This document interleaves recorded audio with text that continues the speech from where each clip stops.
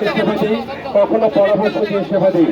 কিন্তু আমরা চোখের সামনে যে বিষয়টা দেখছি, এদেশের সাধারণ মানুষ, সাধারণ যারা রোগী, তারা চিকিৎসক বলতে বোঝেন যার গায়ে একটা সাদা অপরাধ আছে, গলায় একটা স্টেথো আছে, নামের আগে ডাক্তার আছে। এই তিনটা চিহ্নকে একটা প্রতারণার মাধ্যম হিসেবে ব্যবহার করছেন কতিপয় অসাধু চিকিৎসক নামের ব্যবসায়ী। কারণ সাধারণ মানুষ বোঝে না ডাক্তার কে, তারা শুধু নামের আগে ডাক্তার দেখলেই তাকে ডাক্তার মনে করে। গায়ে একটা স্টেথো আছে, গলায় একটা অ্যাপ্রন আছে, তারা মনে করে ডাক্তার, তারা আসলে ডাক্তার না। বাংলাদেশ একটাই, বাংলাদেশের আইনও একটাই, এক এক জনের জন্য এক একটা আইন হতে পারে না। বিএনপিসির আইন অনুযায়ী স্পষ্ট লেখা আছে বিডিএস এবং এমবিবিএস ছাড়া কেউ নামের আগে ডাক্তার লিখতে পারবে না। এর বাইরে যারা অল্টারনেটিভ মেডিসিন আছেন তাদের ব্যাপারে আলাদা সিদ্ধান্ত আছে। কিন্তু কতিপয় অসাধু মানুষ তারা কি করছেন, নামের আগে ডাক্তারটা লিখছেন এবং তারা 13 বছর আগে রিড করেছেন, কেউ 12 বছর আগে রিড করে অবৈধভাবে দিনের পর দিন সাধারণ মানুষকে প্রতারিত করছেন। আমরা কোনো মেডিকেল অ্যাসিস্ট্যান্ট, আমরা কোনো নার্স, আমরা কোনো টেকনিশিয়ান, আমরা কোনো বায়োকেমিস্ট কারোর বিরুদ্ধে না।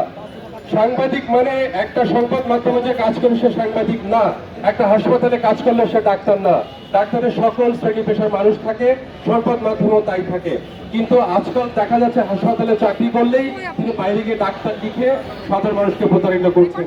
এর মাধ্যমে সাধারণ মানুষ অপচিকিৎসার শিকার হচ্ছেন, মানুষের কষ্ট হচ্ছে, ভুল চিকিৎসা বেশি হচ্ছে, দেশের স্বাস্থ্য ব্যবস্থার প্রতি মানুষের আস্থা হারিয়ে ফেলছে। এই পরিস্থিতি থেকে আমরা উত্তরণ ঘটাতে চাই, সেজন্য আমরা আজকে 5 দফা নিয়ে হাজির হয়েছি। তার মধ্যে খুবই ছোট্ট একটি দফা হচ্ছে যারা অবৈধভাবে মেডিকেল অ্যাসিস্ট্যান্ট বলেন, অন্যান্য পেশার যারা বলে অবৈধভাবে নাগের ডাক্তার দিচ্ছে, সেটার বিরুদ্ধে আমরা অবস্থান নিয়েছি। আমরা সকল সেবকদের সুচিকিৎসা নিশ্চিত করার স্বার্থে, সকল সেবকদের অধিকারের স্বার্থে আমরা সবার অধিকারের জন্য আন্দোলন করতে রাজি আছি। কিন্তু আপনি আমার পরিচয় সাধারণ মানুষের আস্থার জায়গায় একজন চিকিৎসক, ডাক্তার পদ্ধতি, সেটা নিয়ে টান দিবেন, এটা কখনোই হতে পারে না। আপনারা জানেন ডাক্তাররা তার রোগী এবং পড়ালেখা নিয়ে ব্যস্ত, তাদের সময় নিয়ে আন্দোলন করার, কিন্তু ডাক্তারদেরকে আন্দোলনমুখী করা হচ্ছে। আপনারা জানেন যে সাধারণ একজন নাগরিক 4 বছর পরে অনার্স পাস করে বিসিএস দিতে পারে, আমার চিকিৎসকদের সময় লাগে 7 বছর। সে কারণে আগে থেকে সিদ্ধান্ত ছিল যে সাধারণ মানুষের চাকরি যদি 30 বছরে বিসিএস এর এন্ট্রি হয়, চিকিৎসকের হবে 32 বছর। আপনারা আন্দোলনের মুখে সাধারণত 32 করলেন, চিকিৎসকের কথা ভাবলেন না। তাহলে সরকারি পর্যায়ে আজকে যে বেসরকারি পর্যায়ে 50,000 ডাক্তার এখন যে বেকার আছে, তারা যাবে কোথায়? তাদের সরকারি চাকরির সুযোগটা কোথায়? আমরা বলছি না যে কোনো পেশাকে বাদ দিতে হবে। একটা সময় আমরা সূর্য দেখে সময় দেখেছি, আজকে কি আমরা সূর্য থেকে সময় দেখি? আমরা ঘড়ি দেখি। এক সময় দেশে চিকিৎসক ছিল না, প্রান্তিক জনগোষ্ঠী এমবিবিএস চিকিৎসক থেকে বঞ্চিত ছিলেন।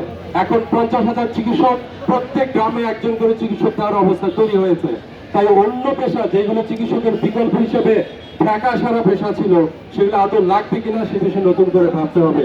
তাদের কোর্স কারিকুলাম কতটুকু আছে সেটাও ভাবতে হবে। আমার স্ত্রীর সেবার জন্য একজন কাজের লোক আমি রাখতেই পারি, সে আমার ভালো কাজের লোক, আমার স্ত্রী যে কাজগুলো পারে সেও পারে, তাই বলে 2 দিন পরে সে যদি আমাকে স্ত্রী পদবি দাবি করে আমি দেওয়ালগুলো করতেছি। আমরা যে দাবিগুলো করেছি, তাদের যে দাবিগুলো আছে, সেই চিকিৎসক সুরক্ষা যেটা আইন আছে, এই চিকিৎসক সুরক্ষা আইন কিন্তু রোগীদেরকে সুরক্ষা করবে। এই বিষয়গুলোর বিরুদ্ধে আমরা লড়তে এসেছি, আমরা কথা বলতে এসেছি। আমরা চিকিৎসক, আজকে একটা অন্যায় হয়েছে, এই শহীদ মিনারে দাঁড়িয়ে আমরা প্রতিকার করেছি।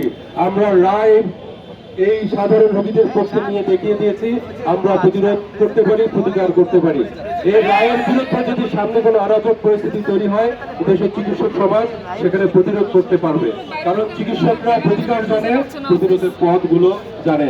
আপনারা যারা সংবাদ মাধ্যম আছেন, আপনার মাধ্যমে সবার কাছে তুলে ধরতে চাই, আমরা সকল সেবামূলক সেবার মানুষের পক্ষে, তাদের ন্যায্য অধিকারের পক্ষে। কিন্তু আমার পরিচয় নিয়ে আপনি অন্যের সাথে প্রতারণা করবেন, সেটার বিরুদ্ধে এবং এর বিরুদ্ধে আমাদের অবস্থান অব্যাহত থাকবে। ধন্যবাদ।